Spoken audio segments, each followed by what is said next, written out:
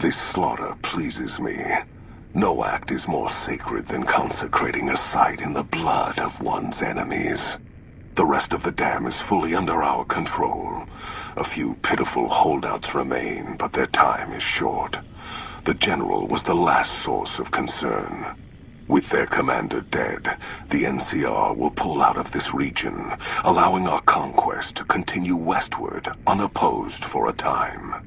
The Legion will swell with the number of slaves we will claim from this place, and the tribute we gather will fund further campaigns. Perhaps in time I will be granted the honor of conquering the land known as California. But for now we rest. Know that your efforts are appreciated and will not go unrewarded, but we can speak of that later. For now, come. We must see to the burning of the dead. And so the courier who had cheated death in the cemetery outside Good Springs cheated death once again, and the Mojave Wasteland was forever changed. Caesar entered the Strip as though it was his triumph. The Legion pushed the NCR out of New Vegas entirely, driving them back to the Mojave outpost. The Legion occupied all major locations, enslaving much of the population and peacefully lording over the rest. Under the Legion's banner, civilization, unforgiving as it was, finally came to the Mojave Wasteland.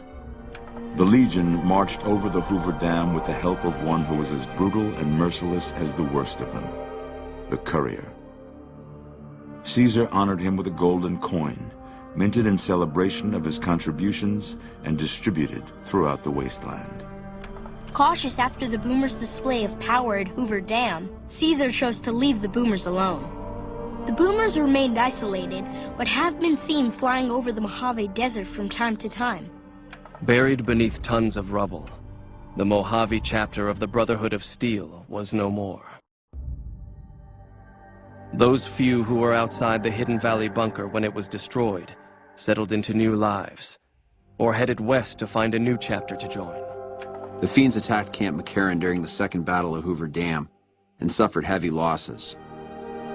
Caesar, unimpressed with their performance and their dependence on chems, had them exterminated.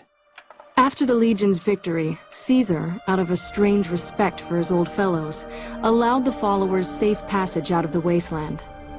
Reluctantly, the followers accepted the offer and abandoned Old Mormon Fort to the Legion. The Legion, preoccupied with its acquisition of New Vegas, scarcely took notice of the town of Good Springs. Many locals moved on, fearful of Caesar's long shadow.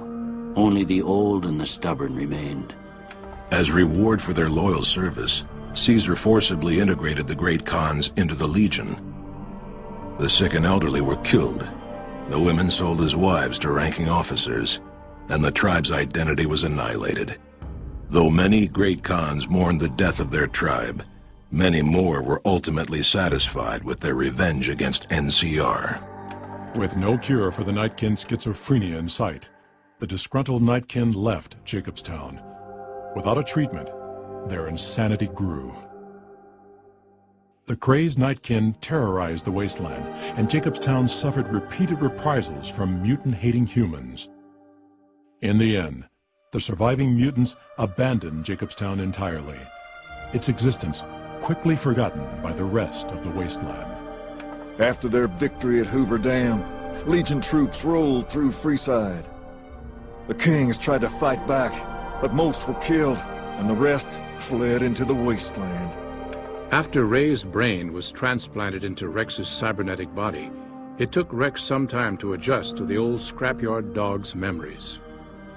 Eventually, Rex's mind settled peacefully, melding his own memories with that of long travels with old Lady Gibson. During the Legion's attack on Novak, Bright followers returning from their long pilgrimage assisted in its evacuation. Though Novak eventually fell to the Legion, many citizens of Novak were able to escape, alive and intact. Armed with a wide array of improvised explosives and stolen weapons, the Vault 19 Powder Gang tormented the Mojave Wasteland for years. Citizens of the NCR were favored targets, and they always suffered the worst fates. Despite NCR's pledge to support Prim, They abandoned the town after their loss to Caesar. Though Caesar keeps Primm open for business, its citizens live under the constant watch of Legion soldiers.